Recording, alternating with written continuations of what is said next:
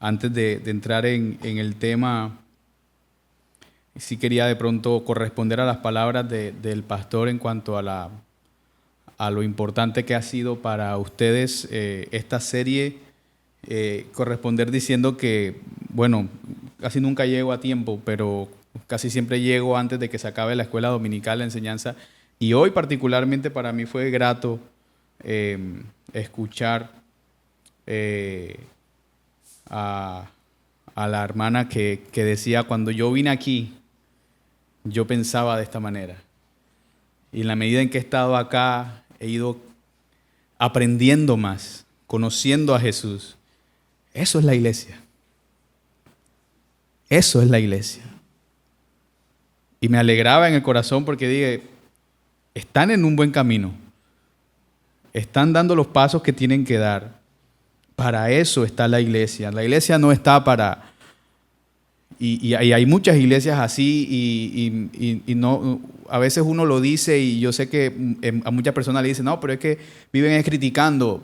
Pero es que desperdiciar la oportunidad de compartir en el púlpito para lanzar, no sé, pañitos de agua tibia a las personas, para decirle estás bien como estás, para decirle el Señor tiene grandes cosas para ti, te va a condonar la deuda que tienes en el banco. Y tantas cosas que se dicen en un montón de iglesias, desperdiciar esa oportunidad para decir eso cuando tú puedes predicar el evangelio, que es lo que vamos a hablar hoy, y hacer que las personas crezcan más en su espíritu, hacer que las personas tengan un conocimiento mayor de lo que Cristo ha hecho por ellas. Para eso es la iglesia. Y justamente de eso es lo que vamos a hablar en esta mañana. El título, creo que lo ven, no sé si en la pantalla, pero es un entendimiento correcto del evangelio. Un entendimiento correcto del evangelio. Porque no puede haber iglesia saludable si no se entiende correctamente el evangelio. Entonces yo los invito a Hechos capítulo 3. Hechos capítulo 3 y vamos a leer del versículo 11 al versículo 26. Hechos 3 del 11 al 26. Dice la palabra del Señor así. Y teniendo asidos a Pedro y a Juan, el cojo que había sido sanado, todo el pueblo atónito concurrió a ellos al pórtico que se llama de Salomón. Viendo esto, Pedro respondió al pueblo: varones israelitas, ¿por qué os maravilláis de esto? ¿O por qué ponéis los ojos en nosotros como si por nuestro poder o piedad hubiésemos hecho andar a este? El Dios de Abraham, de Isaac y de Jacob, el Dios de nuestros padres, ha glorificado a su Hijo Jesús, a quien vosotros entregasteis y negasteis delante de Pilato, cuando éste había resuelto ponerle en libertad. Mas vosotros negasteis al santo y al justo y pedisteis que se os diese un homicida. Y matasteis al autor de la vida, a quien Dios ha resucitado de los muertos, de lo cual nosotros somos testigos. Y por la fe en su nombre, a este que vosotros veis y conocéis, le ha confirmado su nombre, y la fe que es por él ha dado a este esta completa sanidad en presencia de todos vosotros. Mas ahora, hermanos, sé que por ignorancia lo habéis hecho, como también vuestros gobernantes.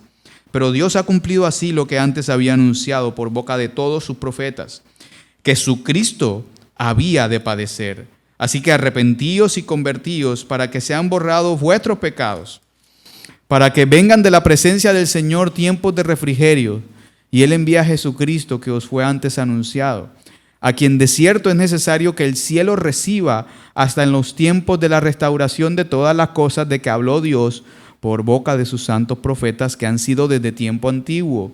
Porque Moisés dijo a los padres: el Señor vuestro Dios os levantará profeta de entre vuestros hermanos, como a mí. A Él oiréis y todas las cosas que os hable. Y toda alma que no oiga a aquel profeta será desarraigada del pueblo. Y todos los profetas desde Samuel en adelante, cuantos han hablado, también han anunciado estos días. Vosotros sois los hijos de los profetas y del pacto que Dios hizo con nuestros padres, diciendo a Abraham: en tu simiente serán benditas todas las familias de la tierra.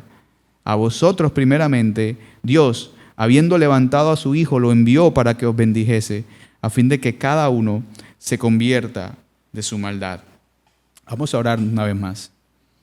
Señor, gracias te damos por la oportunidad que tenemos de leer tu palabra. No siempre fue así, no siempre fue tan fácil tener tu palabra escrita delante de nuestros ojos y poder tener un acceso tan libre a ella.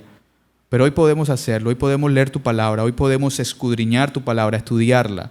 Y podemos reunirnos, Señor, para escucharla siendo leída públicamente y también siendo expuesta. Señor, toma nuestros corazones y permite que estemos receptivos a lo que tú quieres hablar a nuestros corazones. Toma nuestras mentes, cualquier carga, cualquier pensamiento, Señor, que quiera interponerse entre esta enseñanza y nuestro aprendizaje, Señor, llévatelo. Y permite, Señor, que tu Espíritu Santo pueda obrar en nuestros corazones conforme a nuestras necesidades. Por último, Señor, úsame para predicar con fidelidad tu palabra. En el nombre de Jesús te damos gracias. Amén. Quizás la pregunta más importante que nosotros podemos hacernos una vez que empezamos a conocer del Señor Jesucristo, una de las preguntas, no tanto que podamos hacernos, sino una de las preguntas que tenemos que tener claras para también dar respuesta a otros, es ¿qué es el Evangelio? ¿Qué es el Evangelio? Porque lo hablamos, porque lo decimos, porque lo escuchamos incluso siendo predicado y muchas veces se asume o se presume que las demás personas lo saben. Hay gente que genuinamente piensa que el Evangelio es un conjunto de consejos que están en la Biblia y que los predicadores sueltan que conducen a una mejor vida. Hay gente que genuinamente piensa eso. Hay gente que piensa que el Evangelio es una especie de fórmula para poder ser mejor persona. Hay gente que piensa la palabra evangelio y lo que se imagina es un club, la iglesia como un club donde van, donde se les dan ciertas amenidades, donde ellos se unen. Pero eso no es el evangelio. Pensar que el evangelio es eso, es lo que conduce a que muchas personas vayan a una iglesia y escuchen mensajes que perfectamente se pueden escuchar. No sé si voy a decir algo de mucho antiguo, de hace mucho tiempo, no sé si todavía lo dan, no sé. Pero en mi tiempo yo crecí escuchando a Jorge Duque Linares en el Canal 1 en un programa que se llamaba Actitud Positiva.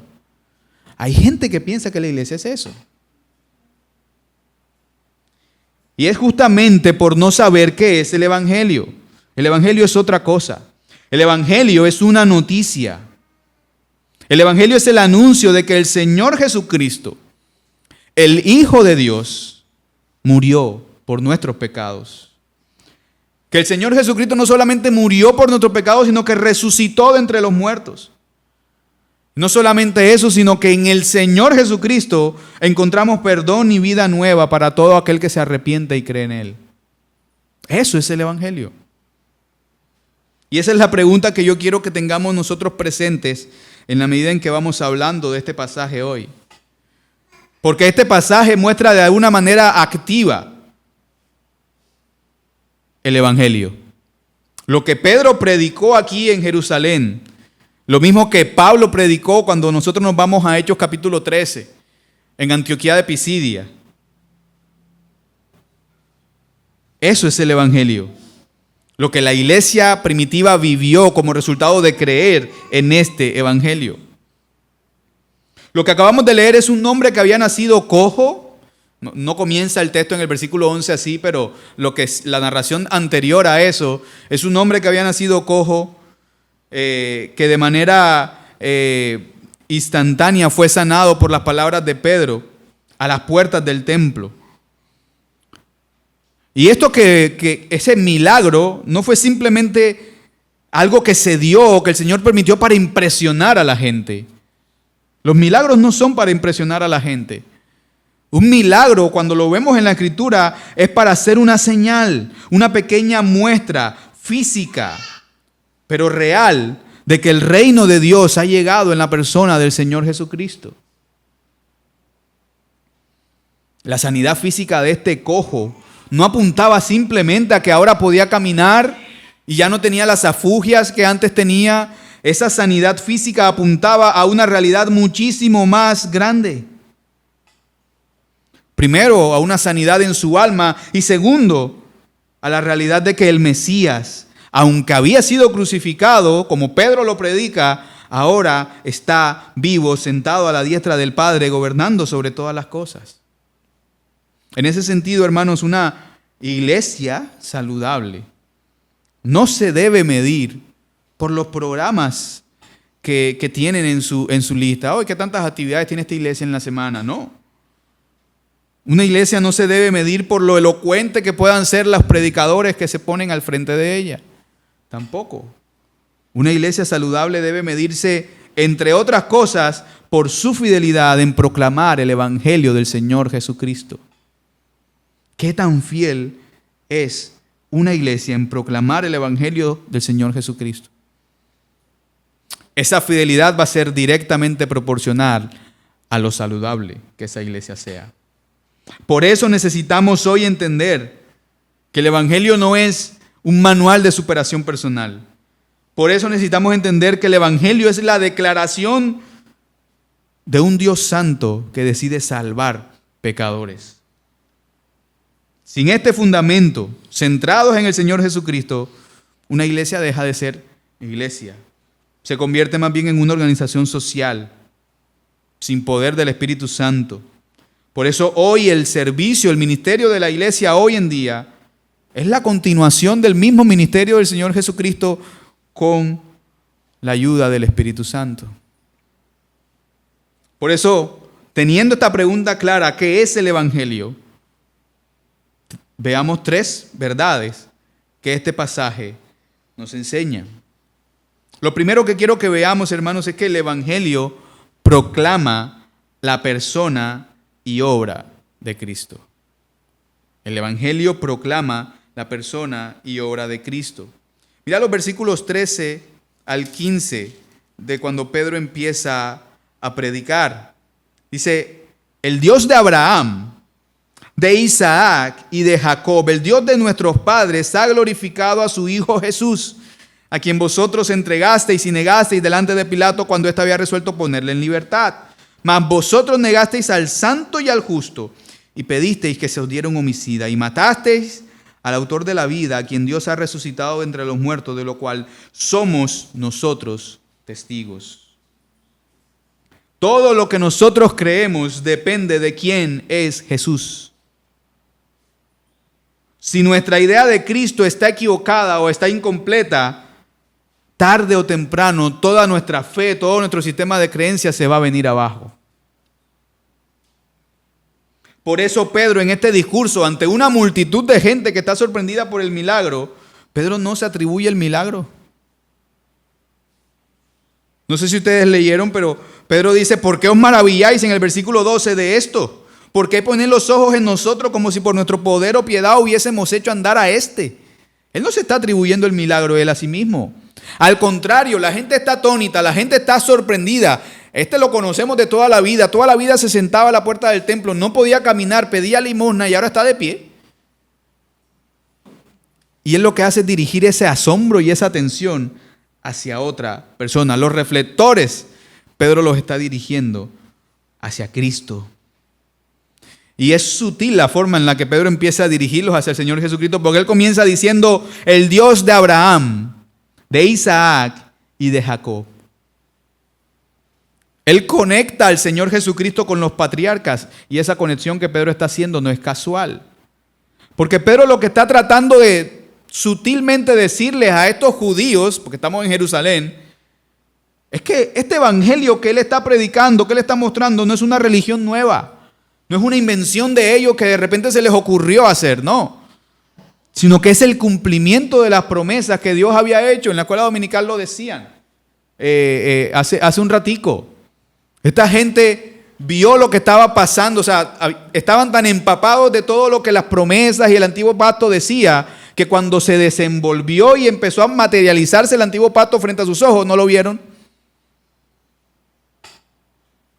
Y eso es lo que Pedro les está diciendo. Cristo es el cumplimiento de las promesas que Dios hizo. Y Pedro empieza a describir al Señor Jesús con una serie de nombres. Una serie de nombres que no son títulos honoríficos ni nada de eso, pero que sí nos pueden enseñar algo esencial sobre quién es el Señor Jesús y qué hizo Él por nosotros. Lo primero que dice Pedro sobre Jesús, dice en el versículo 13, el Dios de Abraham, el Dios de Isaac y de Jacob, el Dios de nuestros padres, ha glorificado a su Hijo Jesús. A su Hijo Jesús. La palabra que se usa ahí, recordemos que el Nuevo Testamento en su mayor, se escribe pues en el griego del momento, y la palabra que usa para traducir siervo o hijo es la palabra país.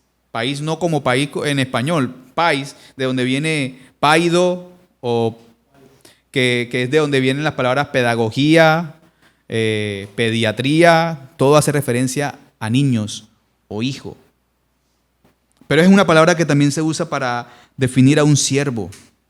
No es una palabra que está solamente ligada a la humildad, sino que también señala, por ejemplo, a ellos esta palabra los debe hacer recordar las profecías de Isaías en el capítulo 52, versículo 13. Donde habla acerca del siervo sufriente. Porque es la misma palabra que usa la Septuaginta para traducirla. Siervo, país. Como decíamos, esta palabra también se traduce como hijo o niño amado. Y lo que hace Pedro al tratarlo de esta manera, al darle este título al Señor Jesucristo, es confrontar a las personas que lo están escuchando. Entregaron a la muerte al Hijo amado de Dios. Porque Él no está diciendo otros entregaron, Él está diciendo ustedes entregaron al Hijo amado de Dios. Aquel que fue herido por nuestras rebeliones, aquel que fue molido por nuestros pecados. Mira que la asociación, esto está en Isaías 53, el mismo texto que tuvo que haberle venido a la cabeza a ellos. Entonces hay una conexión fuerte ahí. Cristo, hermanos, es el siervo que cumplió en lugar nuestro la obediencia perfecta que la ley exige. La ley exige una obediencia perfecta. Ninguno de nosotros la ha podido cumplir. Solo una persona pudo cumplirla. Fue el Señor Jesucristo. Él la cumplió. Y lo que ocurre un poco en la cruz es una doble imputación, así se le conoce teológicamente. Es decir, Cristo vivió una vida justa, perfecta. Dice la Biblia que fue tentado en todo, mas no pecó. No pecó en nada. Y sin embargo, fue sometido a una muerte como si hubiera cometido los peores pecados. Entonces ahí ocurre una doble imputación, como decía hace un rato, y es que la justicia perfecta en la vida de Cristo es imputada a nosotros, que somos pecadores y que merecíamos la muerte que Él sufrió. Es decir, que la muerte que nosotros sí merecíamos por nuestro pecado es imputada ¿a quién? A Cristo. Entonces es una doble imputación que va en doble vía. La justicia de Cristo para mí y el castigo de mi rebelión sobre Él. Cristo muere la muerte que yo merecía y se me otorga a mí la justicia que no cometí. Por eso cuando nosotros hablamos de la salvación, uno de los términos más recurrentes del que se habla es justificación. Es decir, somos declarados justos. ¿Pero por qué si tú no hiciste nada? Es que nosotros lo único que pusimos en nuestra salvación es el pecado. El pecado que la hizo necesaria. Somos justos por Cristo. No hicimos absolutamente nada nosotros ahí. Yo puedo llenarme de obras buenas. Ay, pero yo alojé a estas personas, pero yo le di a este señor menesteroso, pero yo ayudé aquí, yo ayudé acá. Nada de eso te otorga salvación. La salvación es el simple hecho de que Dios te mira a ti y por tú depositar tu confianza en Cristo, Dios no te ve a ti, sino ve a Él. Ve a Cristo en ti. Y por eso, como ve a Cristo en ti, tú eres declarado justo. Lo que sucedió en la cruz, en el momento en el que el Señor Jesús es crucificado, es que Cristo cargó con el pecado tuyo y mío. Cuando Dios lo mira, lo que ve es el pecado tuyo y mío. Es una razón, una de las razones por la que Jesús clama en uno de esos momentos de angustia: Padre, Padre, oh Dios mío, ¿por qué me has abandonado? El único momento en el que la comunión padre e hijo se rompe fue por causa de tu pecado y el mío. Cristo cumplió la ley para que nosotros podamos disfrutar de la vida. Otro de los términos que usa Pedro en este pasaje para referirse a Jesús es santo y justo. El versículo 14 dice: no, vosotros, ustedes, negaron al santo y al justo. Negaron al santo y al justo. Pedro los está acusando severamente a estas personas. Pero estos dos títulos muestran dos cosas: que Jesús es puro por naturaleza, es decir, santo, y eso es lo que acabábamos de decir. Jesús no pecó. Jesús fue tentado en todo, mas no pecó. Jesús vivió una vida exactamente como la tuya y la mía, con las mismas necesidades, con las mismas afugias. Vemos ese pasaje donde 40 días sin comer, está en el desierto y de repente se le aparece el diablo y: oye, pero tú eres el Hijo de Dios, convierte esas piedras en pan. Yo probablemente hubiera convertido esas piedras en pan después de 40 días sin comer.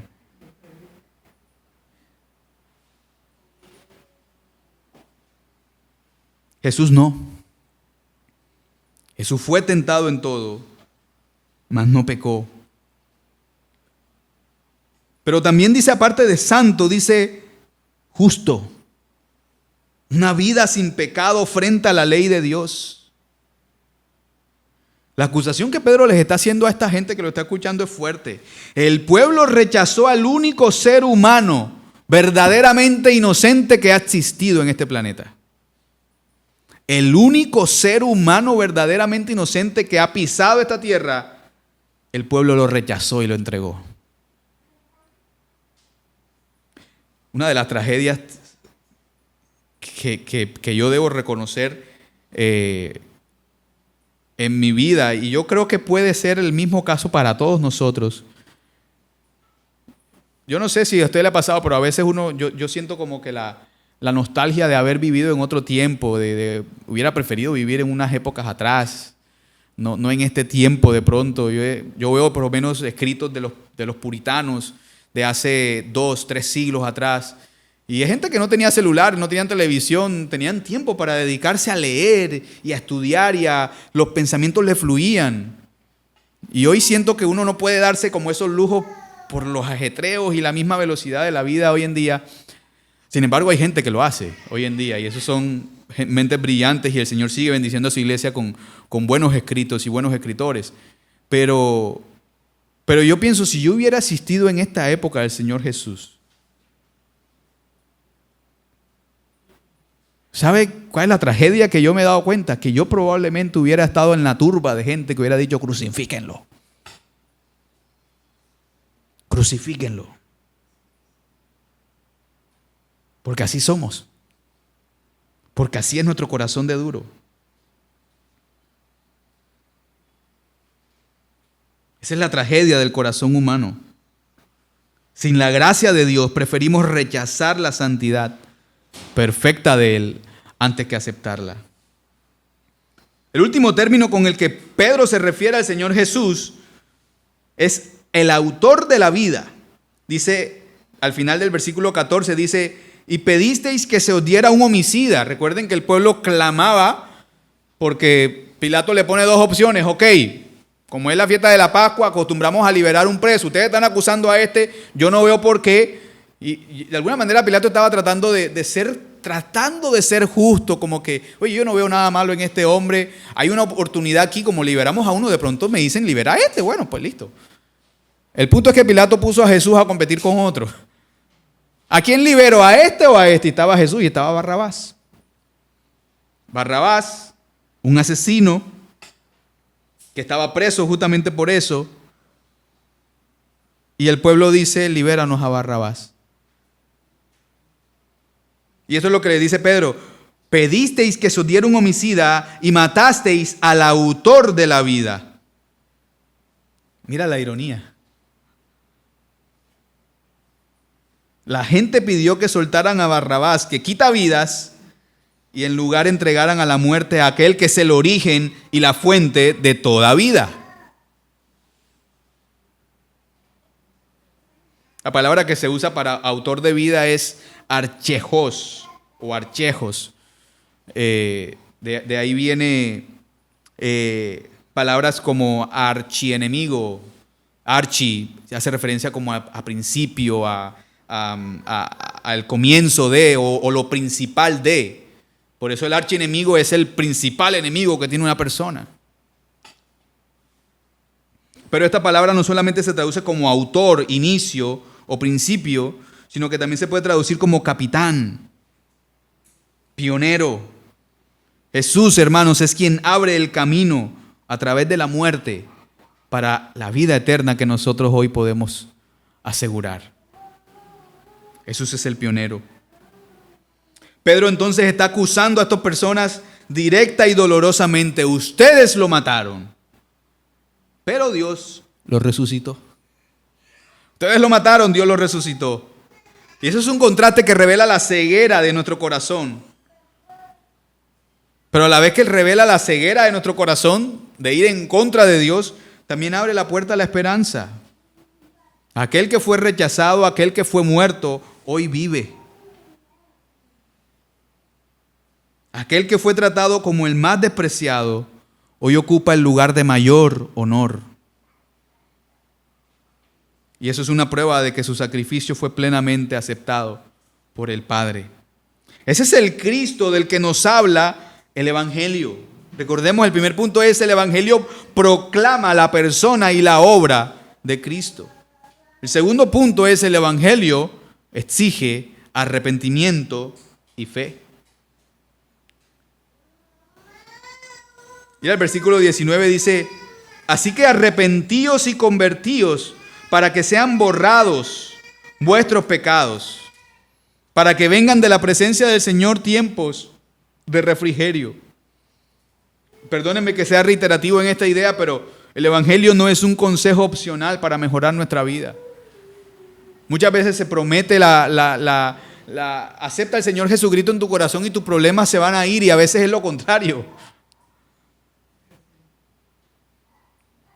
Y entonces ahí, ¿qué? ¿Me falló el Evangelio? Es que el Evangelio no se trata de mejorar tu vida. Es más, muchas veces el Evangelio te va a exigir confrontar problemas e incluso temas no resueltos de tu pasado que te pueden complicar todavía más la vida.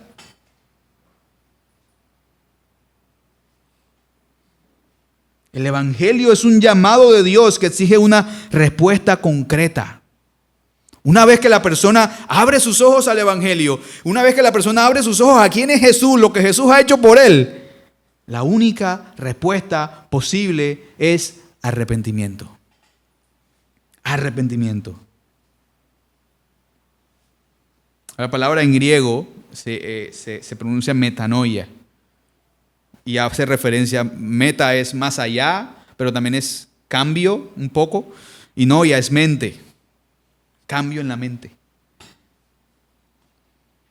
Arrepentirse no es sentir un poco de culpa. Arrepentirse no es sentir vergüenza pasajera.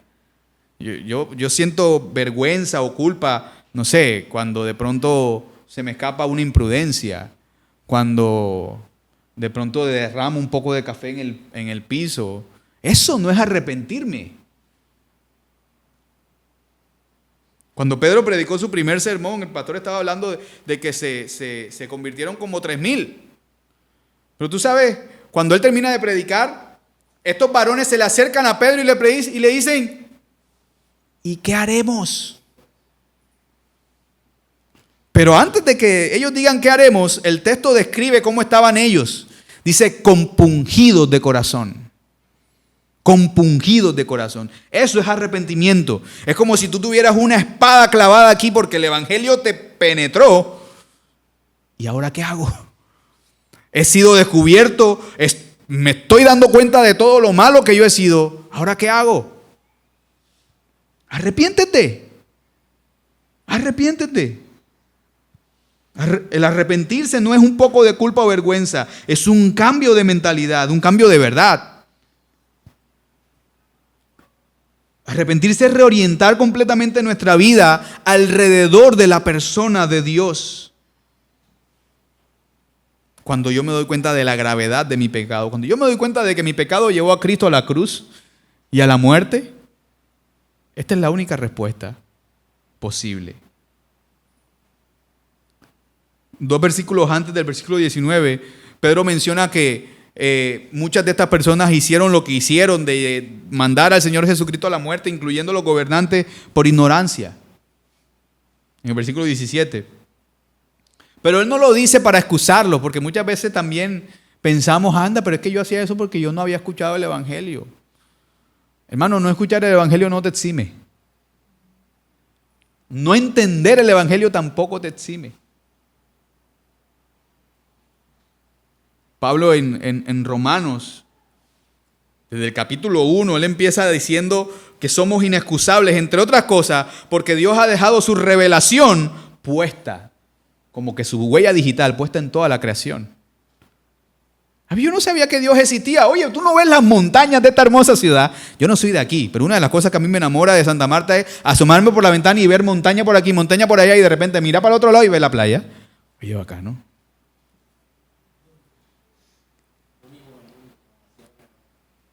Yo suelo decir que Barranquilla es la ciudad donde fluye leche y miel, porque yo nací allá, pero Barranquilla no tiene las vistas que tiene esto. Y uno va a mirar la montaña y uno dice, ay, sí, eso se formó porque una era cetácea y no sé qué. Eso lo hizo Dios. Tú no ves las montañas cómo tienen la forma. Eso parece que la mano de Dios hubiera pasado así.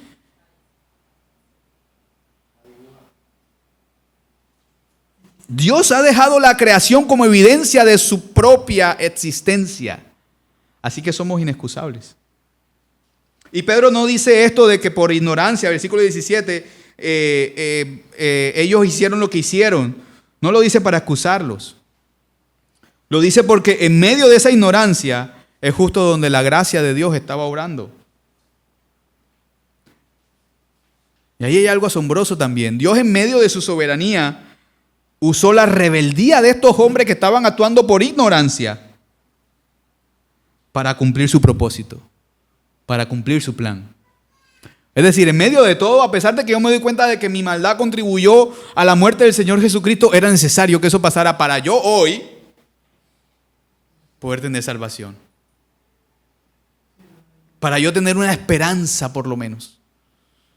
Era necesario. Y Dios cumple su plan de esa manera.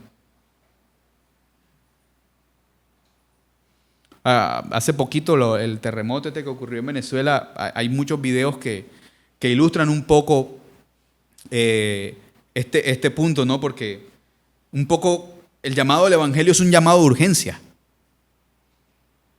Pero hay unos videos puntualmente de este terremoto que están alabando un poco el sistema de alerta de antiterremotos de Google. Que hay mucha gente que se salvó porque les vibró el celular, sacaron el celular, le avisa de un terremoto, ellos se alertan, se levantan, o sea, ya están en posición de huida y apenas sienten el mínimo, ¡fum!, salen corriendo. Mucha gente no alcanzó a ver el celular, pero mucha gente se salvó por ese sistema. Increíble. Un poco el Evangelio es este sistema de alerta temprana de Google. Un poco. Es un mensaje de urgencia, pero actúa como una advertencia de emergencia que llega justo antes de una catástrofe.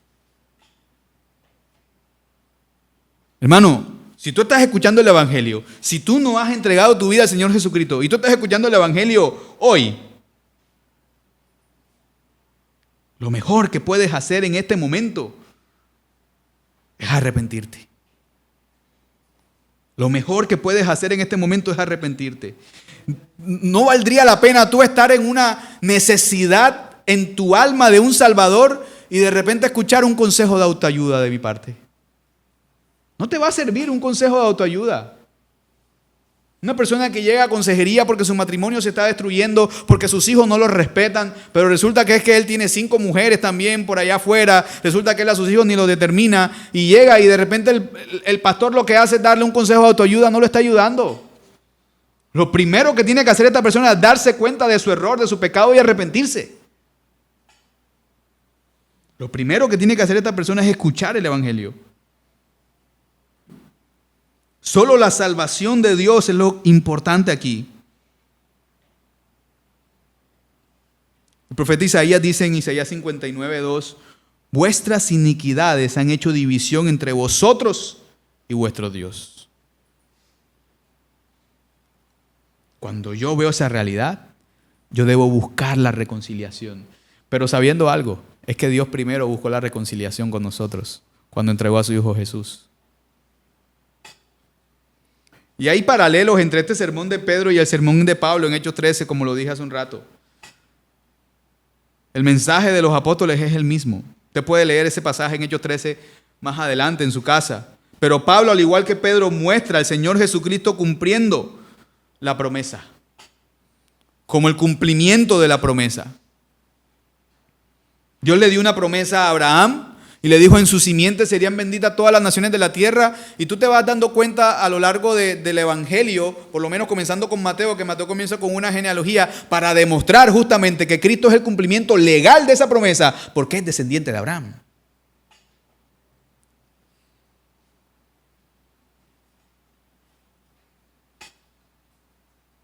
No solamente la promesa a Abraham la cumple Jesús, sino que también cumple Dios la promesa que le hizo a David.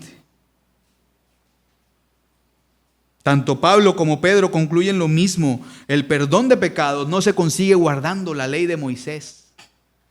El perdón de pecados se consigue por la fe en aquel que no vio corrupción, ni en su vida ni en su muerte. Porque el Señor Jesús muere, pero su cuerpo no ve corrupción, porque el Señor lo resucita al tercer día. ¿Y dónde quedó su cuerpo? Las mujeres fueron a ver la tumba y estaba vacía. En este sentido, hermanos, todo el que responde con fe y arrepentimiento al Evangelio recibe tres bendiciones. Tres bendiciones grandes. La primera es que sus pecados son borrados. Eso es lo que dice el texto en versículo 19, para que sean borrados vuestros pecados. Es decir, una cancelación total de nuestra deuda delante de Dios. Imagínate un registro de cuentas donde millones de faltas quedan eliminadas. Esta sí es una promesa que se puede hacer. No la promesa de que, y yo lo escuché muchas veces, no es que me lo contaron, es que yo crecí en una iglesia de este corte también y yo escuchaba cómo decían: yo estoy viendo cuentas en banco que están siendo multiplicadas. O yo estoy viendo deudas que están siendo borradas. Hermano, esta sí es una deuda que fue borrada. La deuda de tu pecado y mi pecado. Y eso no es porque Dios se olvide de nuestro pecado, sino porque la deuda ya fue pagada por completo en la cruz. El Salmo 16 dice: no permitirás que tu santo vea corrupción. El hecho de que el Señor Jesucristo no vio corrupción ni en su vida ni en su muerte es la confirmación de que su sacrificio fue aceptado. Y si su sacrificio fue aceptado, mi deuda es pagada si yo confío en el Señor Jesús. La segunda bendición grande que tenemos cuando llegamos con fe y arrepentimiento es tiempos de refrigerio, dice al final del versículo 19. Tiempos de refrigerio que vienen de la presencia del Señor. Esto hace referencia a la presencia del Espíritu Santo en la vida del creyente. La presencia del Espíritu Santo que consuela, la presencia del Espíritu Santo que fortalece. Es un descanso del alma que nace de estar en paz con Dios. Eso no lo da otra cosa. Eso no lo da la mejor almohada que tú puedas tener. Yo todos los días me acuesto y todos los días me levanto con un dolor terrible acá. Ya he averiguado diferentes tipos de almohadas. Hay una que me recomendaron que venden en una tienda de muebles y es carísima la almohada. Pero estoy seguro que no me va a solucionar el problema. Aún si me soluciona el problema, el mejor descanso que yo puedo encontrar es estar en paz con Dios. La mejor almohada espiritual que tú puedes tener es estar en paz con Dios. En este sentido, nosotros debemos ser como esa represa, ¿no? o el río que está debajo de la represa esperando que le caiga el agua, que se abran las compuertas y que el agua caiga y lo moje. Nosotros debemos estar de la misma manera sedientos por el Espíritu Santo para ser llenos de Él. Y el Espíritu Santo va a estar dispuesto a llenarnos con su poder y dándonos una paz que afuera en el mundo no se puede detener. Y esa es la batalla y la búsqueda del mundo allá afuera. Buscar una satisfacción, buscar una paz, buscar una llenura que nada va a satisfacer. ¿Por qué tantos famosos se suicidan? ¿Por qué tantas personas que tienen muchísimo dinero, que tienen muchísimas comodidades, que pueden tener todo el mundo a sus pies, terminan divagando en sus pensamientos, terminan errando en sus actuaciones? Porque no están en paz con Dios. Porque no han hallado esa paz que lo llena todo. Una paz que sobrepasa todo entendimiento, como dice Pablo en Timoteo. Lo tercero, o la tercera bendición, es la restauración final de todas las cosas. Todo el que responde con fe y arrepentimiento recibe restauración. Y el Evangelio apunta a eso, hermanos. El Evangelio apunta a un día futuro. A un día futuro y glorioso en el que toda la creación va a ser sanada de los efectos del pecado. Cuando Adán y Eva pecaron, si usted recuerda en Génesis, y Dios profiere sus maldiciones en contra del hombre, en contra de la mujer, en contra de la serpiente, la naturaleza también cae. La naturaleza también es maldecida a causa de nuestro pecado. Pero va a llegar un día donde todo, incluyendo la naturaleza, va a ser restaurado por Dios. Porque el pecado es un problema de todos. Por eso, el arrepentimiento mío, interior, individual, es el fundamento necesario para cualquier transformación verdadera en una vida de comunidad. Yo no puedo esperar que mi comunidad cambie si no comienzo por mí. Si no comienzo a mostrar el cambio que Dios ha hecho a los demás. Y esa es la antesala del último punto. El Evangelio transforma comunidades. El Evangelio transforma comunidades. Porque, hermanos, una iglesia saludable no es solamente una iglesia que predica correctamente el Evangelio, sino que es una iglesia que se convierte en una evidencia visible del poder del Evangelio. La fe debe transformar nuestra vida social. La fe debe transformar la manera como nos aproximamos a las misiones, por ejemplo. Ser misionero no es simplemente, yo quiero ir allá a la Sierra Nevada a predicarle a los indígenas allá.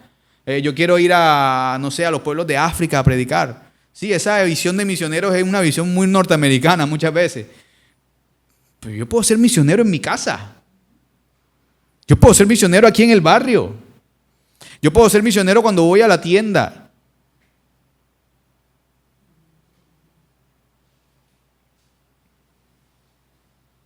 El Evangelio debe transformar la manera en la que yo me conduzco externamente. Eso es el fruto natural de crecer y de creer correctamente en quién es Jesús y de qué trata su gracia. Ese es el fruto, que eso se evidencie socialmente, se evidencie en mi vida en comunidad. Por eso cuando el Evangelio echa raíces en una comunidad, en una iglesia, tarde o temprano eso va a chocar con las estructuras sociales, religiosas que hay alrededor. Eventualmente va a terminar venciendo el egoísmo humano y va a terminar extendiéndose. Por eso, uno de los énfasis cuando a veces hablamos en la iglesia de cómo hacer evangelismo, de cómo alcanzar a las personas, hermano, tú tienes que ser misionero en tu sector, tú tienes que ser misionero en tu trabajo, tú tienes que ser misionero en tu casa. Tus hijos deben también conducirse de la manera como Dios espera de ellos. Eventualmente esos hijos van a ser los miembros de la iglesia en el futuro. Y la iglesia puede crecer también de manera numérica a causa de los muchos hijos de los hermanos que van estando en la comunidad. Y eso puede ir alcanzando a la comunidad poco a poco. Pero si nosotros echamos un vistazo a Hechos capítulo 2, que es el capítulo anterior, los últimos versículos, ahí se habla o se describe un poco cómo era la comunidad que acababa de ser alcanzada. Pedro predica su primer sermón en el día de Pentecostés, muchos se convierten, muchos preguntan, muchos llegan a la fe, se añaden a la iglesia y luego viene una descripción de cómo eran estas personas. Mira lo que dice Hechos 2:42. Y perseveraban en la doctrina de los apóstoles, en la comunión unos con otros, en el partimiento del pan y en las oraciones. Y dice, y sobrevino temor a toda persona y muchas maravillas y señales eran hechas por los apóstoles. Todos los que habían creído estaban juntos y tenían en común todas las cosas. Vendían sus propiedades y sus bienes y los repartían entre todos según la necesidad de cada uno. Y perseverando unánimes cada día en el templo y partiendo el pan en las casas, comían juntos con alegría y sencillez de corazón, alabando a Dios y teniendo favor con todo el pueblo. Y el Señor añadía cada día a la iglesia a los que habían de ser salvos. Nótese que una iglesia saludable, una iglesia que ha sido transformada, una comunidad que ha sido transformada por el Evangelio, no atrae a la gente por el entretenimiento que pueda ofrecer. Lo atrae por un temor reverente y asombroso de lo que produce la presencia de Dios en ella. La comunidad estaba asombrada de cómo esta gente estaba viviendo. Y eso le despertaba curiosidad y yo voy a ver qué es lo que pasa ahí.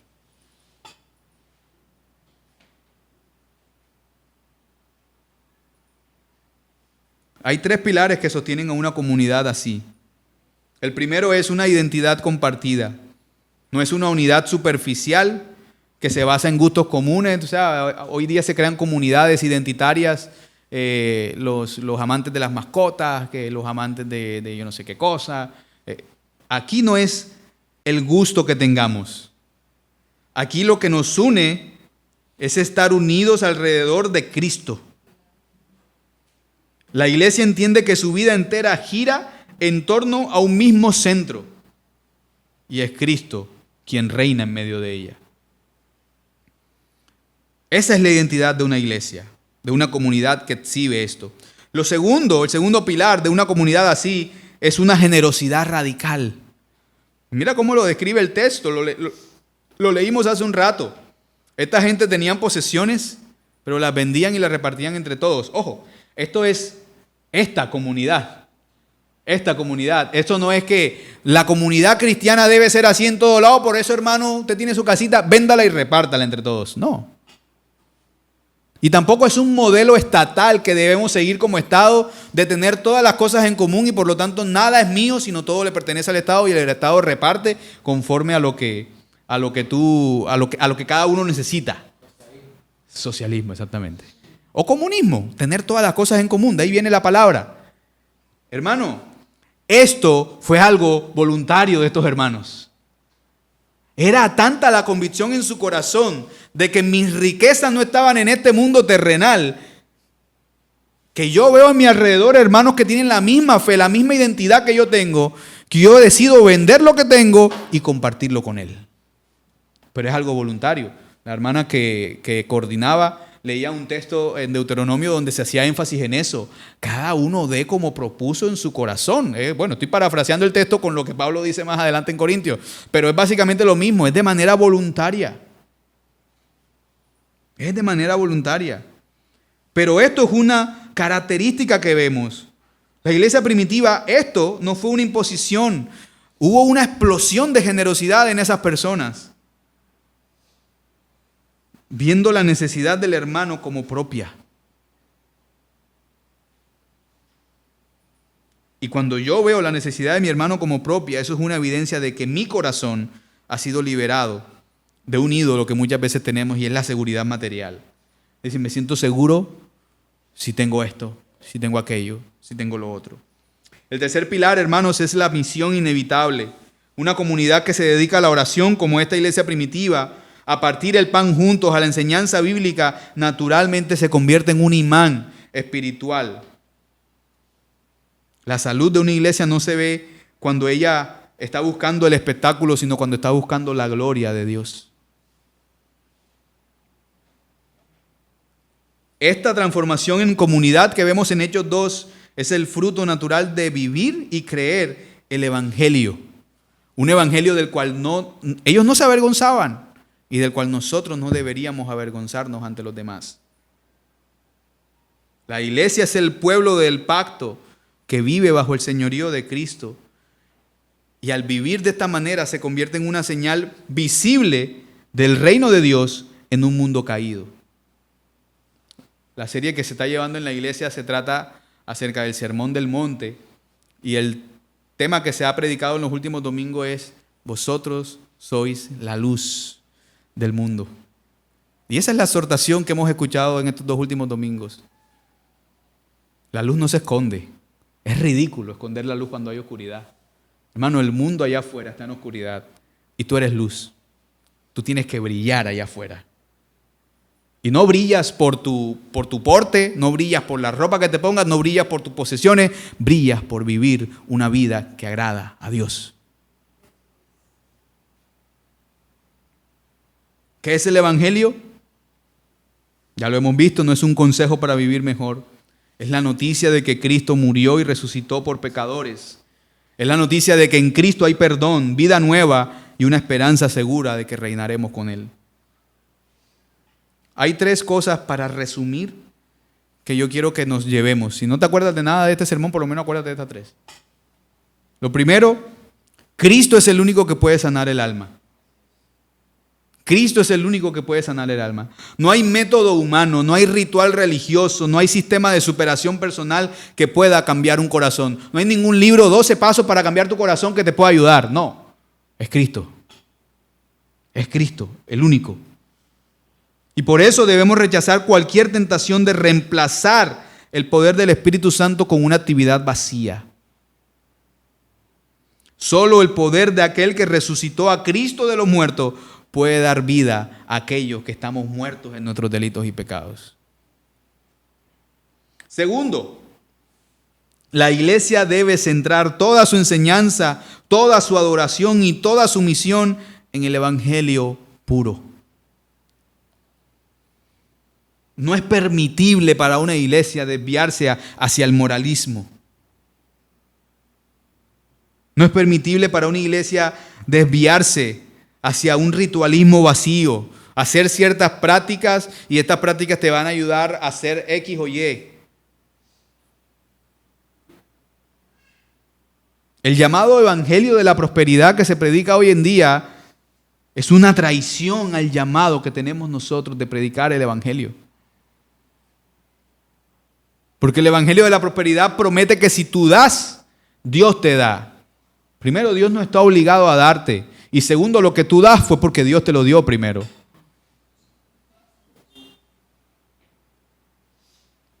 Hay principios en la Biblia de que si yo soy desprendido y generoso, Dios me va a bendecir. Ahí mismo en el pasaje de Deuteronomio que la hermana estaba leyendo, ahí mismo seguía diciendo antes decía acerca de la ayuda a los mendigos y pobres en medio de vosotros. Y ahí decía, si tú das al pobre, fíjate de darlo bien en tu corazón. No te pongas a fiar que ya viene el año de la redención, de no sé qué. No. Dalo de corazón y con generosidad y yo bendeciré todo lo que emprendas. Dice así. Wow. Esos son principios que están en la Biblia. Eso no significa que todo el tiempo va a ser igual. Pero mayormente la persona que es generosa, Dios la bendice. Dios la bendice. La salud de la iglesia, hermanos, se recupera cuando volvemos a las Escrituras. Cuando vemos en cada una de sus páginas el rostro del Señor Jesucristo. No sé si tú lo notaste, pero cuando Pedro está dando el sermón y en lo que tratamos de hablar hoy, hay una conexión entre Abraham y Cristo. Hay una conexión entre David y Cristo. Hermano, toda la Biblia habla de Cristo, desde Génesis hasta Apocalipsis. Génesis comienza hablando de cómo Dios crea el mundo, de cómo el hombre cuando es creado peca, de cómo Dios promete, Génesis 3:15, que de la simiente de la mujer iba a nacer el que iba a pisar a la serpiente, a golpearla en su cabeza, aunque ésta le iba a herir en el calcañar, y está hablando de Cristo, Génesis 3:15, hasta Apocalipsis, cuando se nos habla de cómo Cristo va a vencer al final. Toda la Biblia habla de Él. Lo tercero que quiero que te lleves, hermanos, es que estamos llamados a vivir esperando el poder del Espíritu Santo. Por eso lo que tenemos que preguntarnos con honestidad es si nuestra vida y nuestra iglesia están construidas sobre la roca que es Cristo o sobre la arena de los métodos humanos. Ya Cristo dio esa ilustración. La casa construida sobre la arena, vienen los vientos, la lluvia y se la lleva. Pero la casa construida sobre la roca, no es como yo pensaba cuando estaba peladito, una roca grande y la casa construida, yo decía, pero se cae. O sea, si la roca es puntiaguda, es redonda, se va a caer la casa. No, la roca es el fundamento, una roca que está anclada tan a lo profundo de la tierra que no hay nada que la mueva. En ese fundamento debemos estar nosotros. El mismo Espíritu que descendió en Pentecostés, un capítulo atrás de donde leímos, es el mismo Espíritu que está presente hoy para capacitarnos, pero para ser fieles. Por eso, mi oración, hermanos, es que el Señor nos conceda tiempos de refrigerio, como dice aquí Pedro. Y que mediante la predicación fiel de su palabra, Él siga añadiendo cada día a esta iglesia los que han de ser salvos. De esta comunidad, de la ciudad, del sector. La salud de la iglesia, hermanos, no es un logro humano. Una iglesia saludable no es el logro del pastor. Una iglesia saludable no es el logro de los miembros de la iglesia. Una iglesia saludable es un regalo que Dios da y conserva también Él mismo por su fidelidad. Que el Señor nos ayude. Vamos a orar. Padre, te damos gracias porque entendemos, Señor, a la luz de tu palabra, lo que es el Evangelio y lo que se supone que deben ser nuestras vidas a la luz de este Evangelio. Señor, entendemos que un entendimiento correcto del Evangelio debe llevarnos no solamente al arrepentimiento personal, sino a vivir una vida que ilustre al mundo y que les sea de predicación a ellos para arrepentimiento de sus pecados también. Que nuestra vida los haga sentir asombro y los haga sentir vergüenza de sus malos caminos también. Que con nuestra vida podamos predicar, que nuestra vida, nuestro testimonio pueda servir, Señor, como puerta de entrada para nosotros poder predicar el Evangelio a otras personas en nuestro entorno, en nuestro vecindario, en nuestra vida diaria. Ayúdanos, Señor.